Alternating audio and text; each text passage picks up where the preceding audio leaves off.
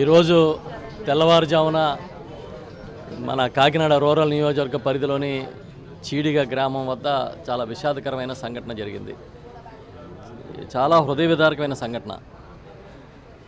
రెక్కాడితే కానీ డొక్కాడని మహిళలు కుటుంబాన్ని వాళ్లే పోషించుకునే కార్యక్రమంలో ఉపాధి హామీ పథకానికి ఉదయమే లేచి 6 గంటలకి వెళ్ళినప్పుడు ఆ హైవే పక్కన మస్తరు తీసుకునే దగ్గర వాళ్ళందరూ కూడా నిలబడి మస్తరు తీసుకుంటూ ఉంటే ఒక టిప్పరు చాలా వేగంగా వచ్చి వాళ్ళ మించి దూసుకెళ్ళిపోవడం జరిగింది.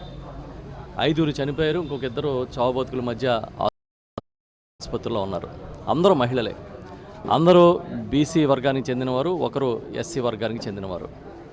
ఒక్కొక్కరి కుటుంబ నేపథ్యం వింటే చాలా బాధగా అనిపిస్తుంది.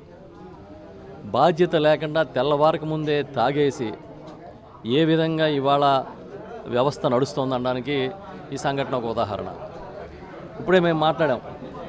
కాదా చిట్టమ్మ గారు ఒక కుమార్తెకి పెళ్లి చేస్తే భర్త చనిపోయారు, రెండో కుమార్తె ఏమో పెళ్లికి ఉంది, ఆమెకి భర్త లేడు. ఇప్పుడు ఆమె కుటుంబాన్ని ఈ ఉపాధి హామీకి వెళ్ళి పోషిస్తుంది. ఒక రోడ్డు పక్కన ఎక్కడో చిన్న గుడిసెలా ఉండి దాంట్లో ఉంటారు. ఇవాళ ఆ కుటుంబం అనాథ అయిపోయింది. అదే అన్నవరం గారు, వారి సోదరిమే ఒక ఎస్సీ వర్గానికి చెందినవారు. చాలా నిరుపేద కుటుంబం. ఇలా మొత్తం ఎవరిని కదిపినా కూడా మనకే ఇంత దుర్మార్గమా, ఇంత దారుణమా అనిపిస్తుంది. మేము ఇదేదో అనుకోకుండా జరిగిన సంఘటన కాదు. ఎందుకంటే మీరు తెల్లవారక ముందే రోడ్ల మీద ఎలాంటి నియంత్రణ లేకుండా విపరీతంగా విచ్చలవిడిగా తాగేసి బళ్ళు నడుపుతూ ఉంటే ఇవి మరి ఎలాంటి సంఘటనలు జరుగుతాయి. ఒక ఏదో ఆటోలో ప్రయాణిస్తుంటే యాక్సిడెంట్ అయిందనో, ట్రాక్టర్లో ప్రయాణిస్తుంటే కూలీలు యాక్సిడెంట్ అయిందనేది వినేవాళ్ళం. అలా కాదు, రోడ్డు పక్కన నిలబడి మస్తరు తీసుకుంటున్నారు. అది కూడా ఎందుకు అని అంటే ఇప్పుడే మా నాయకుడు గణేష్ గారు చెప్తున్నారు. అక్కడ లోపల పని కోసం దిగిన దగ్గర సిగ్నల్ లేదు కాబట్టి వాళ్ళ పనికి వెళ్ళే ముందు రోడ్డు పక్కకు వచ్చి అక్కడ మస్తరు వేయించుకుంటున్నారు. ఎందుకంటే ఆన్లైన్ మస్తరు కాబట్టి ఆ సిగ్నల్ కోసం, ఆన్లైన్ మస్తరు కోసం రోడ్డు పక్కన ఉంటే వాళ్ళ మీద లిటరల్గా ఎక్కించేశాడు లారీ.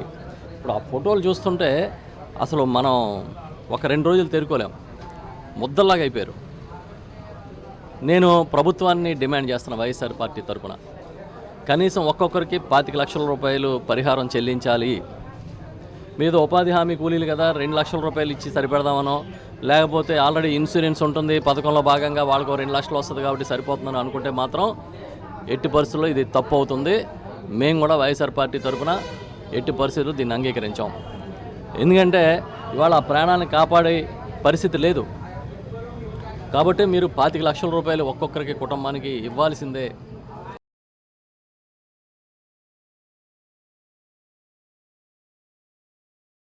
ఎక్కడన్నా పరిశ్రమల్లో జరిగినప్పుడు, ప్రమాదాలు జరిగినప్పుడు, వాళ్ళ ప్రాణాలు పోయినప్పుడు 25 లక్షల రూపాయల కన్నా ఎక్కువ ఇస్తున్న సంఘటనలు కనబడుతున్నాయి. అలాంటప్పుడు ఉపాధి హామీ కూలికి వెళ్ళిన వాళ్ళది కూడా ప్రభుత్వమే బాధ్యత తీసుకోవాలి. తీసుకుని ఖచ్చితంగా 25 లక్షల రూపాయలు ఎక్స్గ్రేషియాని డిమాండ్ చేస్తున్నాం. ఇల్లు లేని వారికి ఇల్లు ఇవ్వాలని కోరుతున్నాం. మళ్ళీ ఆ కుటుంబంలో అర్హత ఉన్న వాళ్ళందరికీ కూడా జాబ్ కార్డ్స్ ఇవ్వాల్సిందని డిమాండ్ చేస్తున్నాం.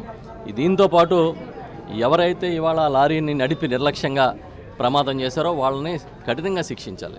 అంత తెల్లవారుజామునే షాపులు ఎలా ఓపెన్ అయ్యి ఉంటున్నాయి, తెల్లవారుజామునే ఏ విధంగా మందు అమ్ముతున్నారని కూడా మీరు ఒకసారి చూసుకోండి.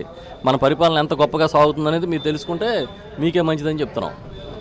మేము చనిపోయిన కుటుంబాల వారికి ప్రగాఢమైన సానుభూతి తెలియజేస్తూ, ఆసుపత్రులు ఎవరైతే చికిత్స పొందుతున్నారో వాళ్ళందరికీ అయ్యే ఖర్చు మొత్తం, అది అపోలోలో పెట్టారా, మరో కార్పొరేట్ హాస్పిటల్లో పెట్టారా, ఖర్చు మొత్తం కూడా ప్రభుత్వమే భరించాలని డిమాండ్ చేస్తాం.